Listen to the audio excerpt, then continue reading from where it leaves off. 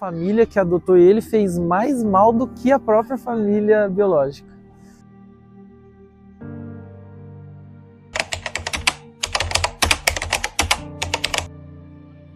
Em 5 anos, o Conselho Nacional de Justiça registrou 2.198 adoções de crianças e adolescentes no Brasil.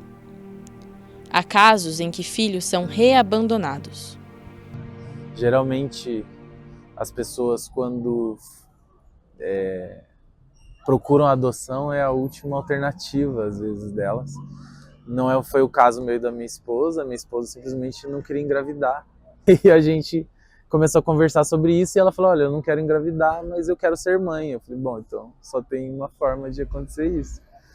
E foi aí que a gente começou a conversar sobre adoção. A gente ficou quase que 2 anos estudando sobre o tema, lendo, vendo vídeos de outras famílias, filmes. O levantamento do CNJ também mostra que cerca de 9% das pessoas desistem do processo de adoção.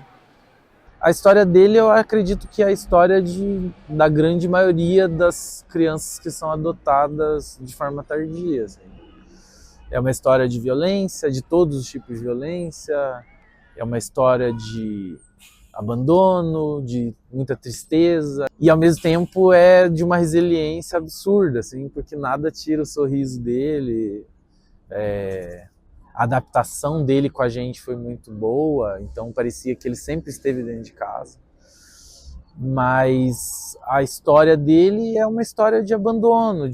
Pelo que a gente tem de informação, ele foi meio que escorraçado da família e depois ficaram ou com remorso ou com alguma outra coisa que fez eles buscarem de novo e aí devolverem de novo, aí o poder público tem que tirar, sabe? Então são umas coisas meio complicadas, assim.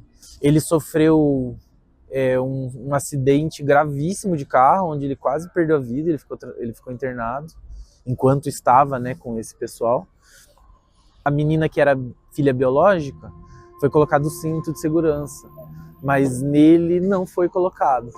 E quando sofreram um acidente de carro, só ele se machucou muito grave, teve traumatismo craniano e acabou ficando em coma, não sei quantos dias no UTI, com 7, 8 aninhos, ele tem cicatrizes disso. E a partir dessa família que ele sofreu racismos, todo tipo de violência, mas principalmente acho que a parte de racismo e privação de comida, sabe? Coisas bem pesadas, assim. E as coisas no processo dele são muito nebulosas, assim. Então às vezes a gente tem até um pouquinho de dificuldade de falar.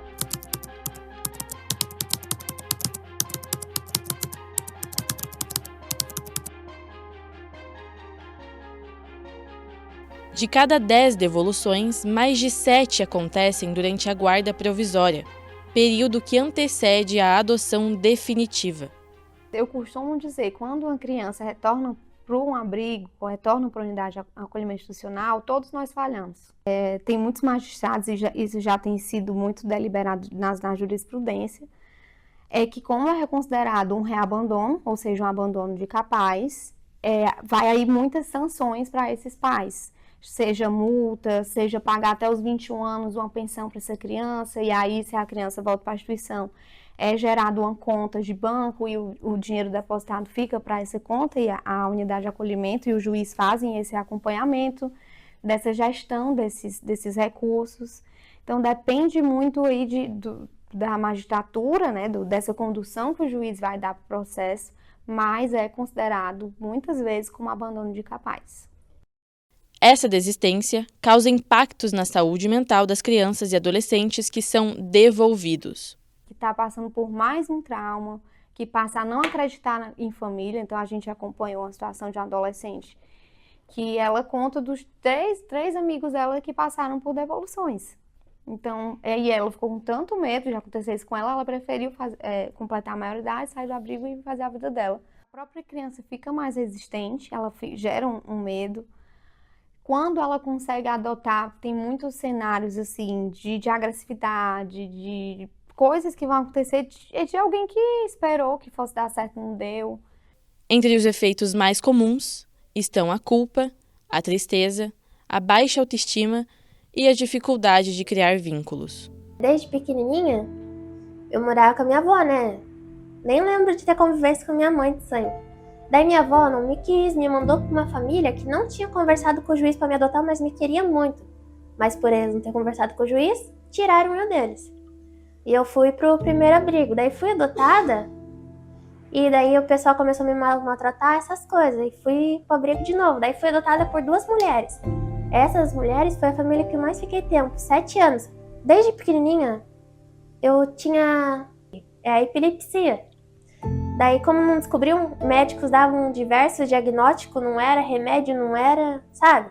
Como eu nunca parecia nada e eu continuava tendo as crises, elas acharam que era fingimento e começaram a me maltratar. Eu meio que, para resumir, me fizeram de escrava dentro de casa. Até que uma hora eu fui com um roxo no olho pra escola, daí eles acreditaram e tomaram providência, sabe?